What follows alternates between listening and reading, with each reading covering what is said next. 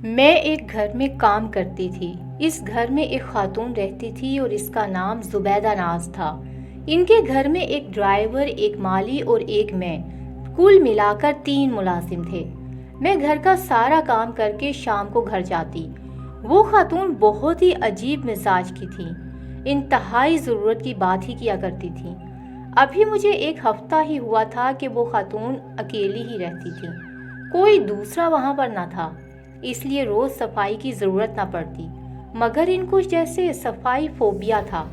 وہ گھر کے فرش پر 2 بار پوچھا لگواتی، جہاں کہیں ڈسٹ دیکھتی تو شدید غصے میں آ جاتی۔ کچن میں صرف ایک کھانا روز بنتا، بڑا گوشت، نہ جانے وہ روز کیسے ایک ہی کھانا کھایا کرتی تھی۔ ہم تینوں ملازمین کو بھی آپس میں بات کرنے کی اجازت نہ تھی۔ وہ ایک پرانے سے ریڈیو پر کچھ نہ کچھ سنتی رہتی تھیں۔ وہ مجھے زبان سمجھ نہ آتی تھی۔ وہ روز ساڑی بدلتی، ایک دن سفید رنگ کی اور ایک دن کالے رنگ کی۔ اسی طرح کام کرتے کرتے مجھے 15 دن ہو گئے۔ 16واں دن تھا، انہوں نے مجھے بلایا اور کہا کہ میرے سٹور کی صفائی کرو۔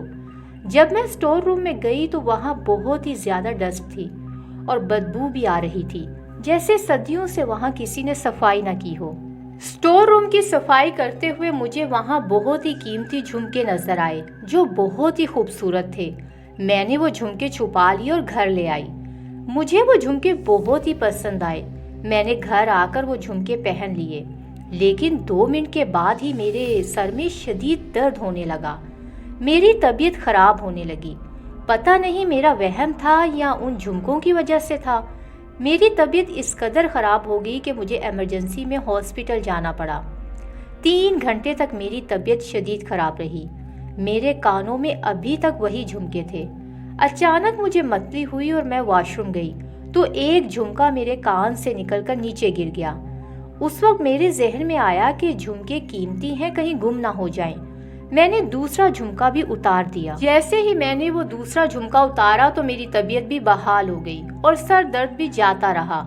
یہ سب اتنا واضح تھا کہ میری جگہ کوئی اور بھی ہوتا تو ضرور اس کو ان جھمکوں سے ہی جوڑتا۔ میں نے خود کو یقین دلانے کے لیے وہ جھمکے دوبارہ پہنے۔ میری طبیعت پھر ویسے ہی خراب ہو گئی اور سر میں درد ہونے لگا۔ میں نے فوراً سے پہلے گھبرا کر وہ جھمکے اتار دیے۔ مجھے یقین ہو گیا کہ وہ جھمکے ٹھیک نہیں ہیں، یہ کوئی پر اسرار جھمکے ہیں۔ اگلی صبح میں کام پہ گئی۔ میں سیدھا ان کے سٹور روم میں گئی اور وہ جھمکے وہی اسی جگہ پر رکھ دیے۔ میں نے ان سے معذرت بھی کی کیونکہ ان کو علم ہو گیا تھا کہ جھمکے غائب ہیں۔ میں نے میڈم سے کہا کہ آپ میرے آدھے مہینے کا حساب کر دیں، مجھ سے اب مزید کام نہیں ہوتا۔ میڈم کچھ نہ بولی۔ میں نے اپنی بات دوبارہ دہرائی تو کہنے لگی کہ کل 3:03 پر اپنے پیسے لے جانا، اگر اس سے اوپر ٹائم ہوا تو پیسے نہیں ملیں گے۔ مجھے میڈم کی یہ بات بہت ہی عجیب لگی۔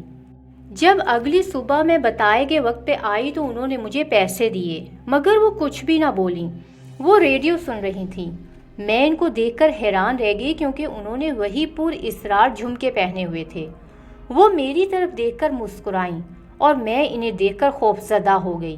میں نے وہاں سے بھاگنا ہی مناسب سمجھا۔ میں نے خدا کا شکر ادا کیا کہ میں وہاں سے زندہ بچ کر سلامت گھر آ گئی۔ گھر آنے کے بعد مجھے شدید تیز بخار ہو گیا۔